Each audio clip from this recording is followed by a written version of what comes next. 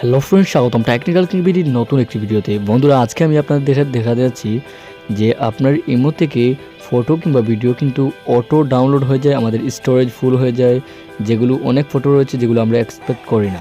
তো ভিউয়ার্স, আজকে আমি আপনাদের দেখিয়ে দেবো কীভাবে আপনার ইমো থেকে এই অটো ফটো কিংবা ভিডিওগুলো ডাউনলোড থেকে আপনার মেমোরিকে আপনি রক্ষা করতে পারবেন। তো বন্ধুরা, চলুন শুরু করা যাক।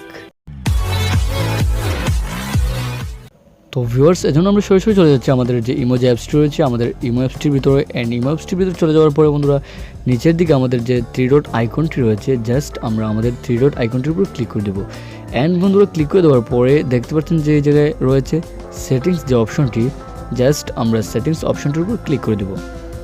তো বন্ধুরা, সেটিংস অপশনটির উপর ক্লিক করে দেওয়ার পরে দেখতে পাচ্ছেন যে প্রাইভেসির নিচে কিন্তু একটা অপশন রয়েছে মিডিয়া অ্যান্ড স্টোরেজ, জাস্ট আমরা এটার উপর ক্লিক করে দিচ্ছি। অ্যান্ড ক্লিক করে দেওয়ার পরে বন্ধুরা দেখতে পাচ্ছেন যে সবার উপর রয়েছে স্টোরেজ যে অপশনটি, জাস্ট আমরা এটার উপরে ক্লিক করছি। অ্যান্ড ক্লিক করার পরে কিন্তু দুইটা অপশন কিন্তু আমাদের সামনে শো হয়েছে, জাস্ট আমরা আমাদের এই দুইটা অপশনটি অফ করে দিব।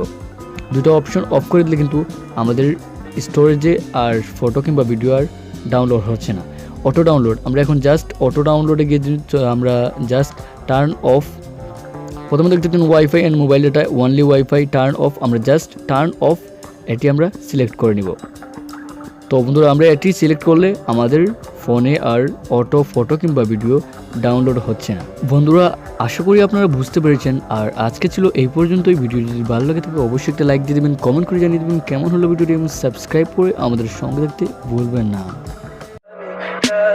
Tell me pretty lies, look me in the face, tell me that you love me, even if it's fake.